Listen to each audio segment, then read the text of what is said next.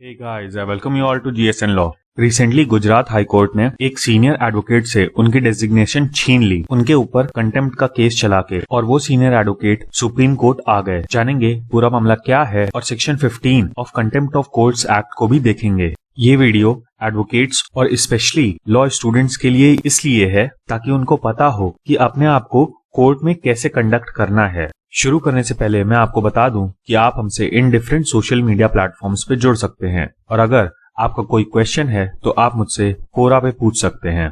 इसके अलावा अगर कोई न्यूज या फिर रीसेंट जजमेंट है जो कि आप मुझसे चाहते हैं कि मैं कवर करूं तो उसको आप कमेंट सेक्शन में जरूर बताएं। केस का नाम है Yatin Narendra Ojha versus High Court of Gujarat. अभी ये मैटर पेंडिंग है before the honourable Supreme Court, लेकिन लास्ट जो ऑर्डर हुआ था जिसको हम कवर करेंगे वो है 6 अगस्त 2020 का। इस केस को ऑनरेबल सुप्रीम कोर्ट की डिवीजन बेंच ने सुना था। सबसे पहले देखते हैं केस के कुछ फैक्ट्स को। इस केस में यतिन ओझा जी गुजरात हाई कोर्ट में डेजिग्नेटेड सीनियर एडवोकेट होने के अलावा Gujarat high court advocates association के प्रेसिडेंट भी हैं। 10 जून को उन्होंने लाइव प्रेस कॉन्फ्रेंस की और हाई कोर्ट की रजिस्ट्री पर फॉलोइंग आरोप लगाए। सबसे पहले तो उन्होंने हाई कोर्ट की रजिस्ट्री को करप्ट बता दिया। इसके बाद इन्होंने ये भी आरोप लगाया कि जो रजिस्ट्री है वो हाई प्रोफाइल इंडस्ट्रियलिस्ट्स और स्मगलर्स और गद्दारों को फेवर करती है। अब रजिस्ट्री के अलावा इन्होंने हाई कोर्ट के इंस्टीट्यूशन पे भी आरोप लगा दिया और कहा कि हाई कोर्ट अमीर लोगों के साथ साथ उनके एडवोकेट्स के लिए भी काम कर रही है। और लास्ट में इन्होंने ये भी कहा कि गरीब लोगों को सफर करना पड़ रहा है, जबकि जो करोड़पति हैं उनको 2 दिन में ऑर्डर मिल जाता है और वो खुशी खुशी चले जाते हैं। अब सवाल बनता है कि ये सब चीजें इन्होंने कही क्यों। देखिए, प्रेजेंटली जो कोविड-19 पैंडेमिक चल रहा है इसमें कोर्ट्स रेगुलर फंक्शनिंग नहीं कर पा रही हैं। ऐसे में कोर्ट्स कोशिश कर रही हैं ई फाइलिंग और वीडियो कॉन्फ्रेंसिंग के थ्रू काम करने का। लेकिन देखिए, अभी भी जो हमारे एडवोकेट्स हैं, जो जुडिशियल ऑफिसर्स हैं और जो जुडिशरी के मेंबर्स हैं, वो लोग पूरी तरीके से ट्रेंड नहीं हैं कि वो फिजिकल वर्क को वर्चुअल वर्क से सब्स्टिट्यूट कर पाएं। अब देखिए, आपको भी पता है कि इस समय पर जो डेटा यूसेज है वो काफी ज्यादा बढ़ा है पूरे देश में। इसकी वजह से जो हमारा टेलीकम्युनिकेशन वाला इंफ्रास्ट्रक्चर था उसके ऊपर काफी लोड पड़ रहा है। और ऐसे में बहुत बार ऐसा होता है कि वीडियो कॉन्फ्रेंसिंग के बीच में एडवोकेट्स की आवाज जजेस तक नहीं पहुंच पाती और जजेस की आवाज एडवोकेट्स तक नहीं पहुंच पाती। दूसरी तरफ एडवोकेट्स के ऊपर क्लाइंट्स का भी प्रेशर होता है। अब जाहिर सी बात है कि एडवोकेट्स की जो मेन सोर्स ऑफ इनकम है वो क्लाइंट्स से ही आती है, और अगर क्लाइंट ने आपको फीस दे दी है तो आप बाउंड हो जाते हैं उसके काम को करवाने के लिए। लेकिन इन सारी प्रॉब्लम्स की वजह से बहुत बार एडवोकेट्स फ्रस्ट्रेट हो जाते हैं।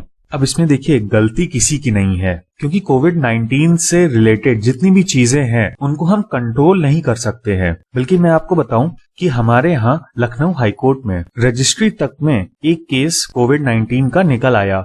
अब सोच के देखिए कि रजिस्ट्री से बहुत सारा पेपर वर्क जजेस के पास जाता है, ऑफिशियल्स के पास जाता है, एडवोकेट्स के पास जाता है, लेकिन जो आपका गरीब क्लाइंट है जिसको सिर्फ ये पता है कि स्टे चाहिए हमको, उसको स्टे का मतलब भी नहीं पता होता, उस व्यक्ति को ये सब बातें नहीं समझ में आती हैं और वो एडवोकेट्स के ऊपर प्रेशर डालता है और एडवोकेट्स फ्रस्ट्रेट होके ऐसे बयान दे देते हैं।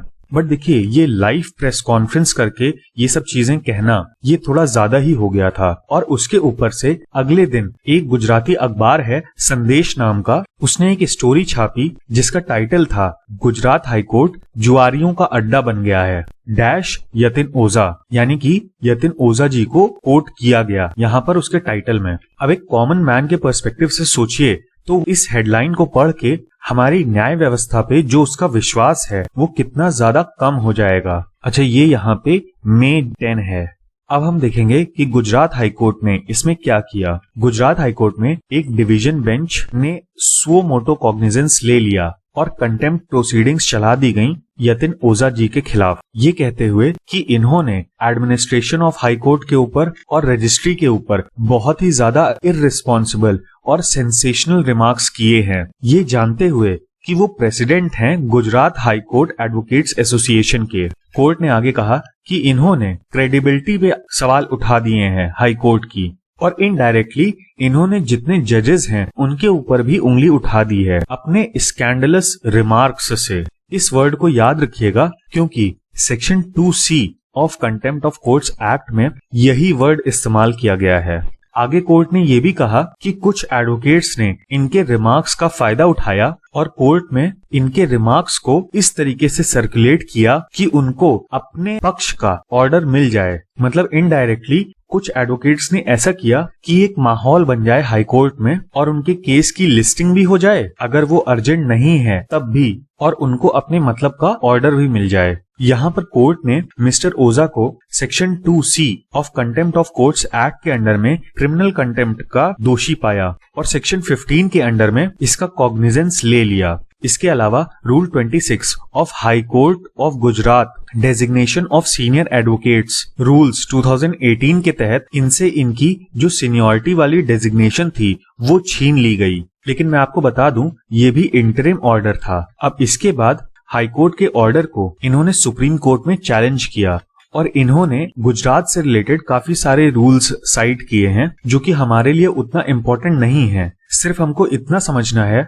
कि इनके हिसाब से यदि डेजिग्नेशन विड्रॉ करने की प्रोसीडिंग्स चलानी है किसी एडवोकेट के ऊपर तो जो इनिशियल कंटेम्प्ट कोर्ट है उसको सिर्फ रीजंस रिकॉर्ड करने होंगे और honourable chief justice of high court को मैटर रेफर कर देना होगा। लेकिन इस केस में इस चीज का ध्यान नहीं रखा गया एंड सब्सिक्वेंटली हम आपके पास आए हैं।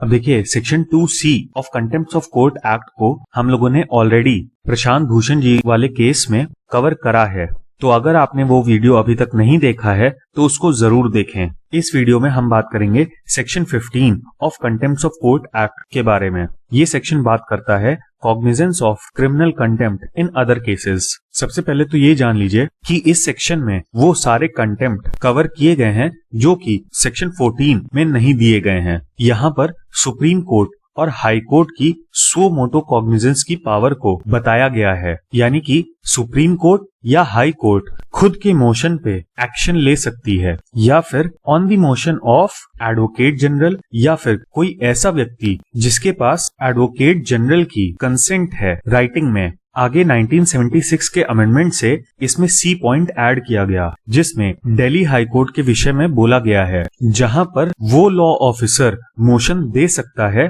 जिसको कि सेंट्रल गवर्नमेंट ने नोटिफाई किया हो या फिर ऐसा व्यक्ति भी मोशन ला सकता है जिसको उस लॉ ऑफिसर की कंसेंट मिल गई हो।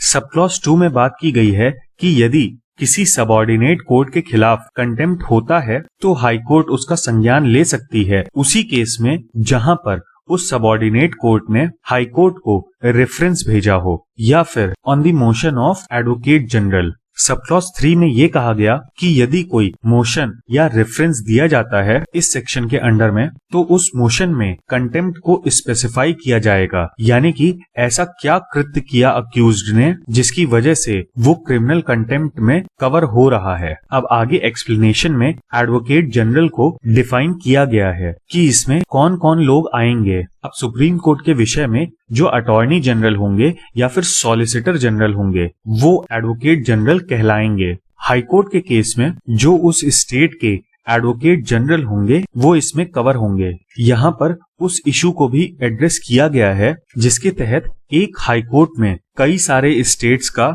जुरिस्डिक्शन होता है और ऐसे केस में हर स्टेट के द्वारा जो एडवोकेट जनरल अपॉइंट हुए हैं वो इस सेक्शन में कवर होंगे। अब आगे यहाँ पे कमिश्नरी की बात की गई है और ये कहा गया है कि जो जुडिशियल कमिश्नर की कोर्ट है वहाँ पर वो लॉ ऑफिसर एडवोकेट जनरल माना जाएगा जिसको कि सेंट्रल गवर्नमेंट ने नोटिफाई किया है। अब देखिए अभी तक इस सेक्शन में जो भी अमेंडमेंट्स हुए हैं वो 1976 के हैं। फिलहाल के लिए प्रशांत भूषण जी के केस के बाद से काफी ज्यादा डिबेट चल रही है कि इस सेक्शन को अमेंड किया जाए ताकि कोई भी कोर्ट सो मोटो कॉग्निजेंस ना ले सके किसी एडवोकेट के खिलाफ। अब जाहिर सी बात है कि इसमें जो भी अमेंडमेंट है वो सेंट्रल गवर्नमेंट ही कर पाएगी। तो for the time being let's just wait and watch and debate over it.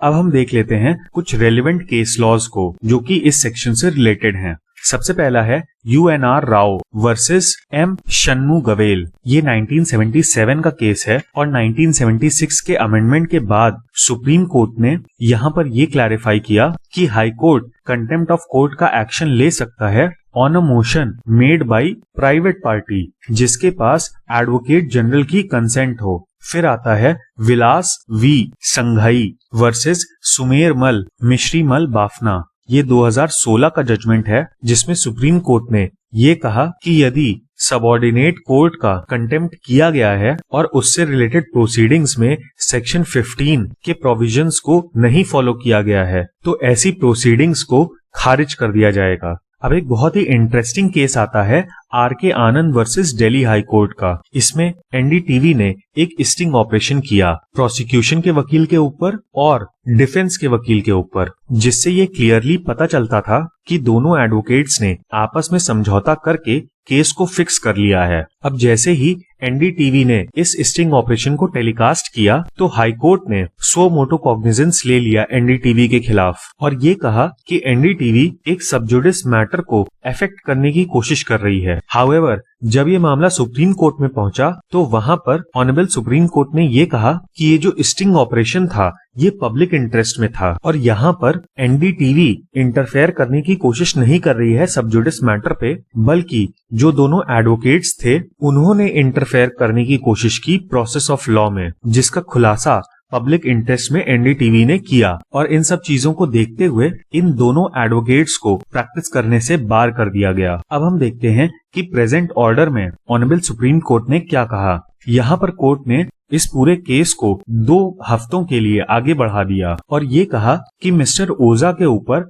बहुत ज्यादा रिस्पॉन्सिबिलिटी है being leader of the bar और being senior member of the bar, कि वो खुद धैर्य रखने के अलावा यंगर जनरेशन को भी गाइड करें इन डिफिकल्ट टाइम्स में। अब इस केस में मिस्टर ओजा ने अनक्वालिफाइड अपॉलजी दे दी गुजरात हाई कोर्ट में भी और सुप्रीम कोर्ट में भी, और ये कहा कि उनके रिमार्क्स बहुत ही गलत थे और फ्यूचर में वो ऐसा नहीं करेंगे। इसको कोर्ट ने रिकॉग्नाइज किया और कहा कि जो भी इन्होंने बोला वो हीट ऑफ द मोमेंट में बोला, क्योंकि बहुत ही ट्रबलसम सिचुएशन है कोविड-19 की वजह से कोर्ट्स की। और इन्हीं सब चीजों को ध्यान में रखते हुए ऑनरेबल सुप्रीम कोर्ट ने कहा कि जो कंटेम्प्ट कोर्ट है यानी कि गुजरात हाई कोर्ट, वो खुद ही पहले इस मामले में अपना दिमाग लगाएं। और देखिए ये सही भी था और इसी वजह से 2 हफ्ते के लिए मैटर को आगे बढ़ा दिया, क्योंकि देखिए बार और बेंच के बीच में अच्छे रिलेशंस होना काफी ज्यादा जरूरी है, क्योंकि अल्टीमेटली एक कॉमन मैन की पीड़ा को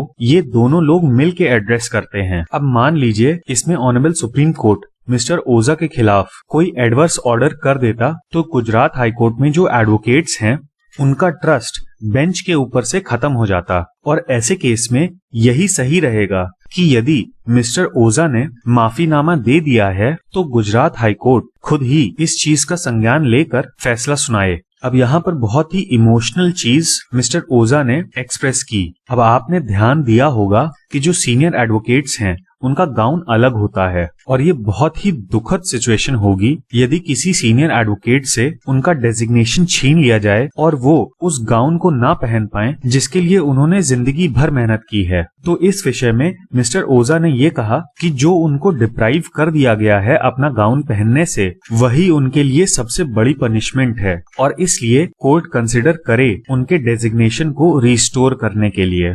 तो ये था हमारा एनालिसिस इस पूरे केस का। उम्मीद है कि आपको ये वीडियो पसंद आया होगा। वीडियो का PDF आपको हमारे टेलीग्राम चैनल पर मिल जाएगा। इस वीडियो को आप अपने एडवोकेट फ्रेंड्स के साथ जरूर शेयर करें। Thank you. जय हिंद।